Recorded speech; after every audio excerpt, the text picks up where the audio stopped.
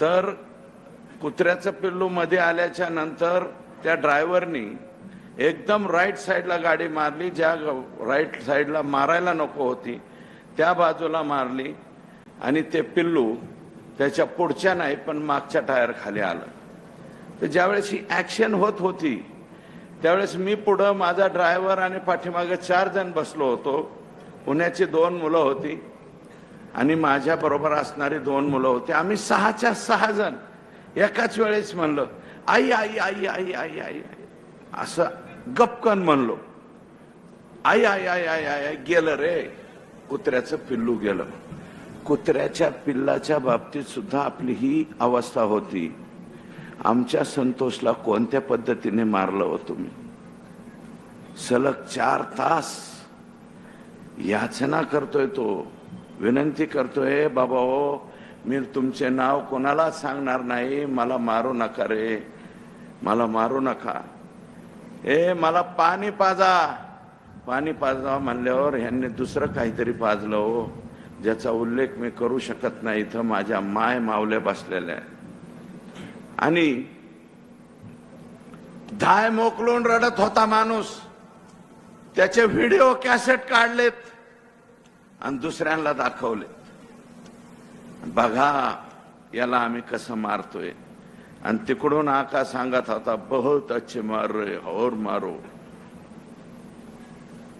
अरे कुत्र्याच्या पिल्लाच्या बाबतीत आमची अशी मानसिकता, तुम्ही आमचा संतोष 100 तोंडात मारून चौकात मारून माघारी पाठवायचा ना. ते म्हणले होते, यातला एक प्रतीक घुले नावाचा कोणीतरी आरोपी म्हणला होता, माझ्या 2 तोंडात संतोषने मारल्यात, त्याच्या अगोदर संतोषच्या तोंडात मारली. तो म्हणाला होता याचे कपडे काढून केज मध्ये हिंडवीन. मान्य होतं, त्याचे सगळे कपडे काढून तुम्ही त्याला केज मधून त्याची धिंड काढायला पाहिजे होती, पण ह्या पद्धतीने मारायला नको होतं. आम्ही धिंड काढलेली सुद्धा मान्य केली असते रे बाबा हो. तुमच्या मनगटात जोर जास्त आलाय, तुमच्याकडे पैसा जास्त झालाय, तुम्हाला माज आलाय पैशाचा. आम्ही तुमचा माज बघून घेतला असता बरं का, आणि शांत चित्ताने सहन केला असता. पण तुम्ही आमचा संतोष त्या पद्धतीने मारला.